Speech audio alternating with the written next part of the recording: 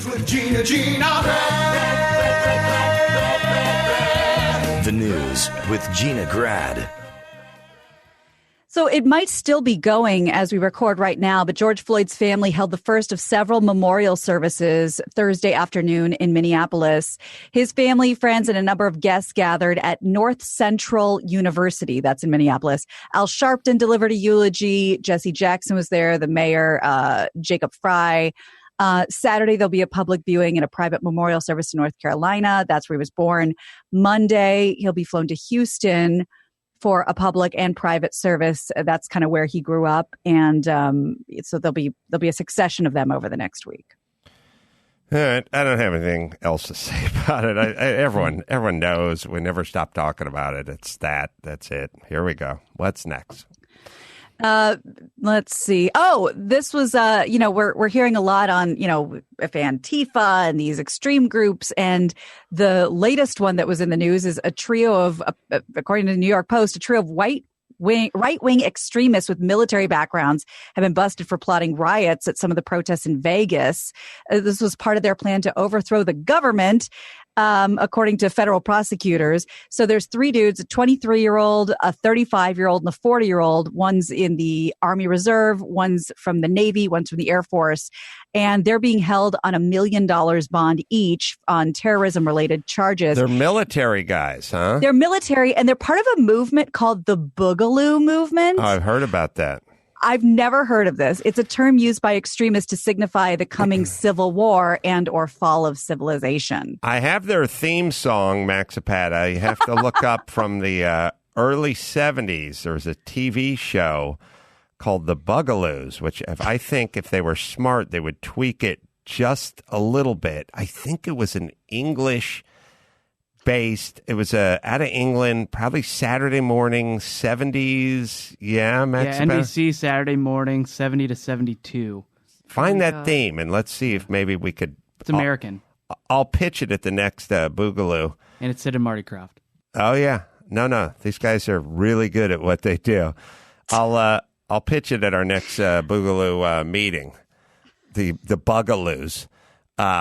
Here's the theme. Sorry, this is just done in real time, so take a second. All right, it's got the right tempo. The Bugaloos, we're in the air and everywhere, flying high, flying loose, flying free as a summer breeze, happy as a summer breeze. Martha Ray. That's Benita Bazaar. The Bugaloos, we're in the air and everywhere. Yeah, I think that fits. And I'll bring it up at the next meeting. And their characters are named Courage and Joy. You can each adopt a nickname. Yeah, it'd be fun. It's weird. They sound English when they sing, which made me think they're English. Anyway. And that was the guy who wrote The Love Boat. The same guy wrote The Love Boat? Yeah. That's a national hero. Charles Fox. Yeah. Wow. All right. So world's ending. What else we got? Well, Jake Paul, talk about arrest. He is now, police have confirmed to Fox News that YouTube star Jake Paul, brother of Logan Paul, was charged with criminal trespass and unlawful assembly, which are both misdemeanor charges, after his alleged participation in a mall riot. I think we have some of that footage over the weekend. He denied it. He denied looting and all that kind of, and he issued a statement saying neither I nor anyone in our group was engaged in any looting or vandalism. But then this clip went viral. Oh my God! Getting crazy outside of PF Chang's. Oh my God, it's getting crazy. Oh, don't loot the PF Chang's for the love of Christ. Did not participate in looting Put and those lettuce vandalism cups at an down. Arizona mall. That's all I got to Video live of the for. YouTube star and his team members at the Scottsdale Fashion Square was posted to Instagram by Andrew Blue, who claims to be Logan's videographer. Who'd Andrew Blue? The video shows people breaking windows of the shopping center outside. It also shows what happened inside, including people smashing the windows of a display car and entering a Sephora through the broken glass door. Hey, yo. All right. He says, give me a free cologne. But aren't we, I mean, don't these guys just do outrageous things all day and then film themselves and then put on the internet so we talk about it? Yes, Done and done. If there's footage of him doing something, throwing a brick or taking a something, or that's one thing. But if he's just there, I don't know, man. It feels like malicious prosecution. Garrigus. There's a problem with the world of, former Bachelorette star does bootleg porn. Like, are we surprised at people that make a living filming themselves doing stupid things and then putting it on the internet or showing up on the internet doing stupid things? I don't think we're surprised. I think they're surprised when they get in trouble. That's what I think the angle is. I've seen because this is their livelihood. This is what they do. So I would imagine it's pretty shocking to actually be held accountable by the police in Arizona. I wonder if this is going to be the version. As all these chicks are doing this, like, backyard porn. Just with porn with their boyfriend and like throwing it up on the porn sites and everything. And then you go, yeah, but when you're 50 years old, are you really going to be happy that's out there? There's got to be a looting version of this, right? Bunch of 17 and 19-year-olds like looking at the camera and waving and grabbing some basket full of soap or something and running out. That person's going to have to live with that on the internet for the next 100 years too, right? Yeah, it's not a great look. Mm-hmm. That's why you can't rent a car till you're 25. All right. So some good news for you NBA lovers. They are set to come back, becoming the first major American sports league to return to action with play scheduled to resume on July 31st. So I had this corny thought, but I started to think about it when I was driving in tonight. Like, maybe these big sporting events keep a lot of people occupied and distracted. I mean, if you think about sports, it's really a massive distraction. People talking before the game about how the game's going to turn out, and then after the game, and all the rotisserie leagues and fantasy leagues and everyone's sitting on the internet looking up ESPN.com to figure out how many points their tight end got in his roto league and blah, blah, blah. And you start really I was thinking about, like, one of the sayings that I've really thought was very, very true, which is the devil makes work for idle hands. And you're seeing it now. Locked up, nothing to do, and the devil's making a lot of work for a lot of idle hands out there. Sports, it gives us all something to concern ourselves with, to focus on, a direction to look. Right. And if you take away our sports for a prolonged period of time, those idle hands will find some deviltry. So maybe we need to bring sports back, literally to save America. Like maybe we should be saying, look, maybe it's a little risky to get the NBA up and running sooner than later, baseball, whatever, but like we need it as like a war effort. You know what I mean? Like we're recycling, rubber and beef and steel. Like we're doing, like it's like a war effort. Like NBA, go back and do your part for America. Let's get that first game up on TV and get America back in their houses and watching that sport. Yeah, well, that's what they're trying to do. So they've been stopped, obviously, because of the pandemic there in March. But the league's board of governors have approved a plan that will see the 22 teams still in playoff contention travel to Disney World in Orlando. It's all going to be done at that complex to play 8 regular season games. So the plan, according to ESPN, includes 13 Western Conference teams, 9 Eastern Conference teams, 8 regular season games, a possible play-in tournament for the 8th seed in playoffs. So I think they want to get this moving as quickly as possible, and you're not going to play hundreds of games. I don't know what you guys' thoughts are, but every day, every night, I turn on the news. I'm watching Anderson Cooper last night, and they're showing all these great, beautiful, peaceful protests all around Washington and Boston and L.A. and New York, and just wrongs, just hordes of people all sitting against each other peacefully, and Anderson is commenting on how beautiful it is, the black and white and Hispanic and gay and straight all coming together, united under one cause. And I keep looking at it going, are we going to keep having these discussions about, well, we can have an NBA game, but we can't have people in the arena, or if they are in the arena, they have to be on separate ends of the arena? Isn't this going on 24/7 times millions of Americans. And if nothing comes of it, then when we start talking about, like, I get to do my vintage race at Laguna Seca in the middle of August, and it's like, we're not sure if we're going to let crowds into the infield or if we're just going to have no crowds. And it's like, aren't we doing this experiment right now with just tons and tons and tons of people all sitting on top of each other? I mean, you would never be that close to somebody on the beach or maybe even in a stadium, certainly not at a park. I mean, these people I'm seeing pictures of people just piled in together, back, rows going back as far as the eye can see. I'm confused by if we're not getting a surge, then what are we talking about? You should ask Drew about this because he'll obviously know more than me. I just see stories and studies and headlines, but I see like they're saying now there's a big difference between the aforementioned the outdoors, your beloved beach, and the protests or the aforementioned race versus being indoors at a restaurant with the circulated air and such. So obviously more data is coming out, so to speak. But I think that's going to be, in retrospect, that'll probably be one of the we could have let people outside more. Yeah, there's also this research coming out of a university in Israel that they're working on manufacturing these disinfectant tunnels for stadiums. So when you walk through it, you're sprayed, and it's completely. They say it's not harmful to the skin. It's not harmful if it gets on your food.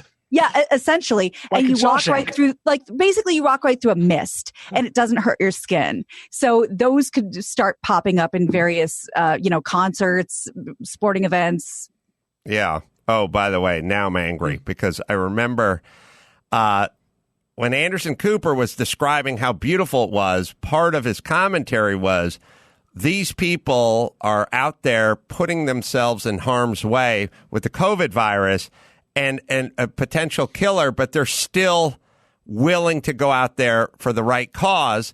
And I thought, wait a minute, weren't you the one who was saying a month ago when people said, hey, it's my decision if I want to go to the fucking pool or not, you were yelling, no, it's not your decision because you're going to come back and you're going to get grandpa sick. So which is it, Anderson? Are these guys heroes for going out and protesting and risking their own life, or are they going to come home and get grandpa sick? You got to stick to one theme. The theme used to be, you can't live your life. You're endangering my life when you live your life. Now that theme's out the fucking window. They're just all heroes who are out living their life and risking potential death for them, but only them. No more theme of coming back and killing people in your apartment building. Okay. Well, there you go. Very consistent. That clears it up. Glad to know. I'll be prepared for the next time you give me a lecture about bringing something back and killing you. Ugh. Jesus Christ. Can I put you in a better mood, please? Mm-hmm. Vegas. Opening back up. It opened up Wednesday night at midnight. Gamblers fully out in effect, lined up at various casinos, many gathering on Fremont Street downtown to party before they went inside. Things don't look the same. We know that. The disinfected dice, hand sanitizer, face masks, limited number of players at tables, temperature checks at entrances, touchless cell phone check-ins be the new norm. Some casinos have removed a number of slot machines, so there's 6 feet apart. Some are not obeying, all of these rules, but this is supposed to be the standard as casinos open back up. Coming full circle to Frank Sinatra lyrics. I was thinking about Luck Be a Lady Tonight. And blow on some other guy's dice. Dice. No more blowing on dice. That's right. Well, I guess you could do it through a mask. Like if the luck doesn't really transfer. If I wanted to see one of those compressed air. She gets one of those canisters used to clean your keyboard. Yeah. Or the one that the camera guy has in his belt to clean the lens. That guy. I'll just say I'll get my pretty young side piece there to just blow on it, but I'll have her put the mask on first, and then we'll take her word for it. Smart. That's sexy. All right. What else? So we all know about happy hour at the bars. That might be a thing of the past right now. But as things start to open back up, the Federation of Belgian Cafes, yes, there is a Federation of Belgian Cafes in Belgium, is promoting this new campaign to change happy hour to helpy hour. So the difference is happy hour, obviously, it's usually a 2-for-1 special. Helpy hour is buy one for the price of two. It's a way to get bars back on their feet, restaurants back on their feet amid all these shutdowns.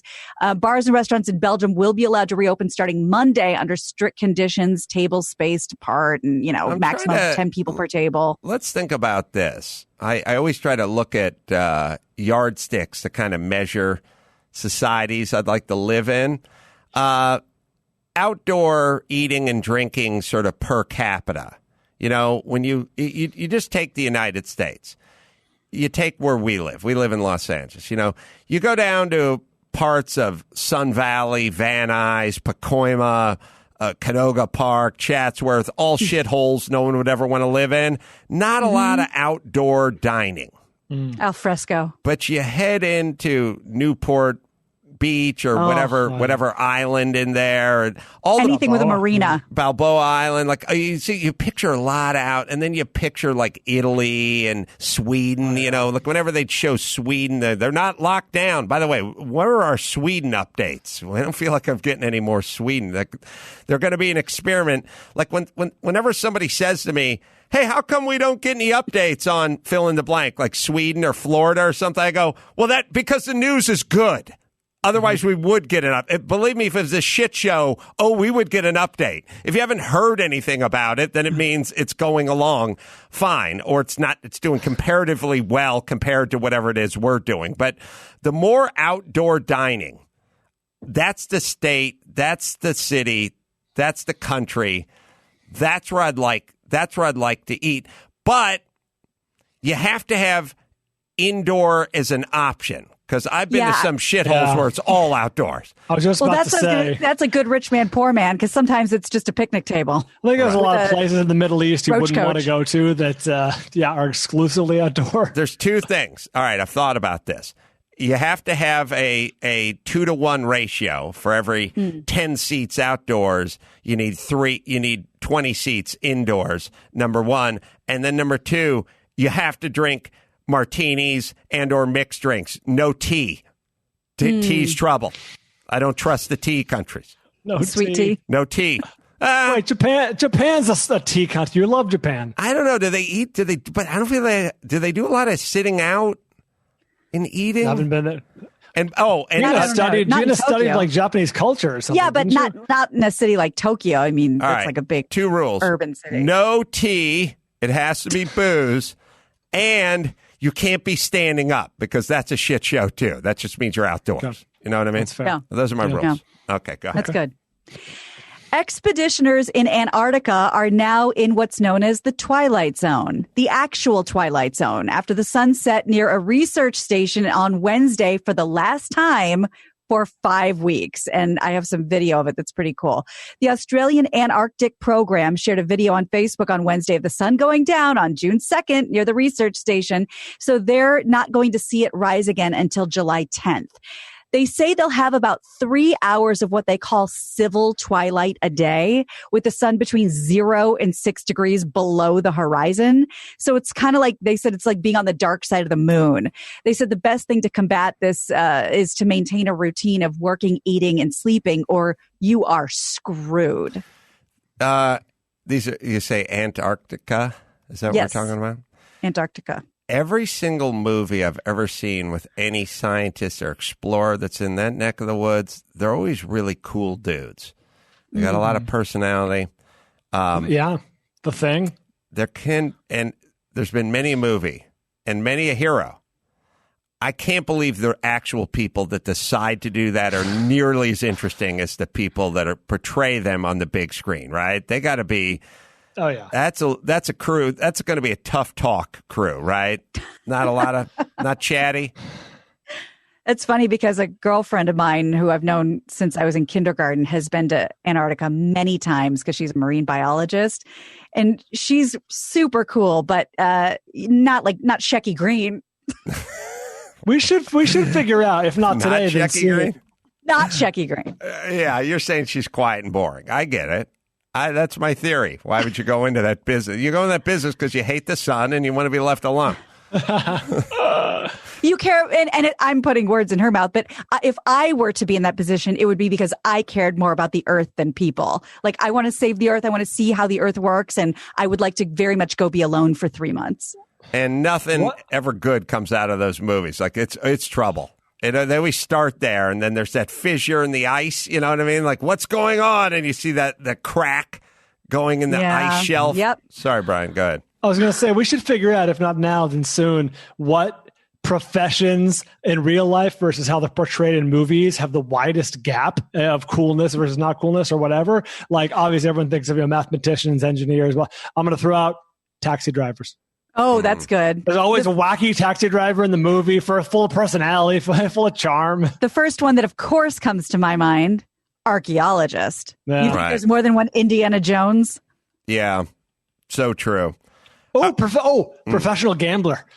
Yeah, because that's just like the Asian guy wearing sunglasses Yes. and a ski beanie and super boring looking. Yeah, it's not the guy from Casino Royale.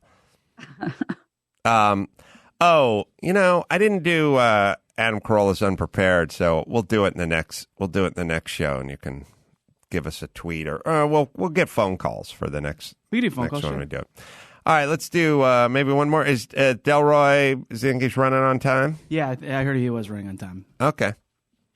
All right. Well, if you're looking for a long distance partner and you live in Denmark, you're going to have to do some things that I've never heard of before, but I kind of like it. You have to prove that you're in love. You have to provide proof of love.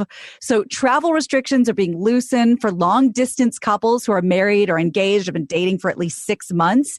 And if you can present evidence upon your arrival into the country that you really are a couple in love, they will let you in. See, Adam, you do wonder why these young kids put their pornos on the internet. This is like you're the Dutch, you're at Dutch customs. Like, no, just Google. They can bring in a love letter, a steamy pic. This is the movie Green Card with Gerard Depardieu. The guy, the police chief said, I realize these are very intimate things, but the decision to let in the partner ultimately rests on the judgment of the individual police officer. And an online-only relationship isn't enough. You have to prove that you've had in-person relations, essentially, prior to the pandemic. What am I saying? Yeah, so I mean, the guy's like looking at your phone, going, second base isn't really going to cut it. I need to see some digits dropped, or I need more areola. Doesn't look official. Yeah, that's kind of opening things up. It's kind of interesting. Kind of reminds me of that we're talking about the Supreme Court ruling or the senator from wherever, which is like, how do you define pornography? And they just go, I'll know it when I see it. And I guess you're leaving it up to a lot of guys to go like, I'll know it. I'll know it if I see it. All right. Let's bring it home because Delroy Lindo is going to pop on with us any second Very now. good. I'm Gina Grad, and that's the news. That was the news with Gina Grad.